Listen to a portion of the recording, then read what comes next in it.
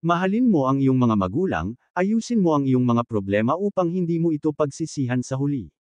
Mukhang dismayado si Manny Pacquiao, ang People's Champ, sa patuloy na pagsuway ni two-time Olympic gold medalist Carlos Yulo sa kanyang pamilya. Siyempre, ang mga magulang natin ang tunay na kayamanan sa mundong ito. Huwag kang maging bastos at magpadala sa kung ano ang meron ka ngayon, dahil hindi mo madadala ang mga bagay na yan sa kabilang buhay. Ipinakita ko rin ang respeto sa aking mga magulang kahit noong hindi gusto ng nanay ko si Jinky. Pinag-isipan ko ang sitwasyon ng maigi at ako ang namagitan sa kanila upang maging maayos ang lahat. Pinakinggan ko ang magkabilang panig. Ngayon, maayos kami bilang pamilya. Huwag kang magpadala sa mga material na bagay dahil hindi ito permanente. Mahalin mo ang iyong mga magulang at ayusin mo ang iyong mga problema para hindi ka magsisi sa huli. Tandaan mo, mahal ka ng mga magulang mo, kaya nagkakaganyan sila. Maawa ka naman sa kanila. Kung nais mong mahalin at respetuhin ka ng mga tao, simulan mo sa sarili mo, mahalin ang iyong mga magulang. Sila ang totoong makakaintindi at magmamahal sa iyo ng walang kapalit, ani Pacquiao.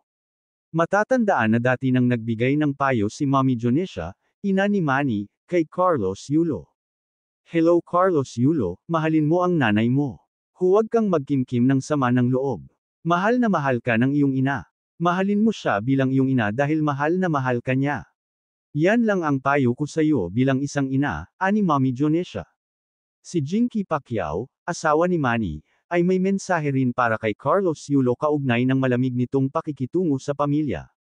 Maraming kilalang tao ang nagbigay ng suhestyon kay Carlos Yulo na ayusin ang kanyang relasyon sa pamilya, lalo na sa kanyang ina, si Angelica Yulo.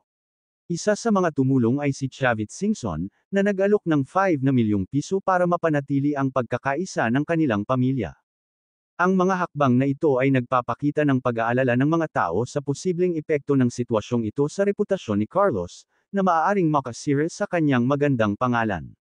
Sa kabila ng bukas na pahayag ni Angelica Yulo at ng kanyang pamilya na handa silang makipagkasundo, tila walang intensyon si Carlos na ayusin ang kanilang relasyon.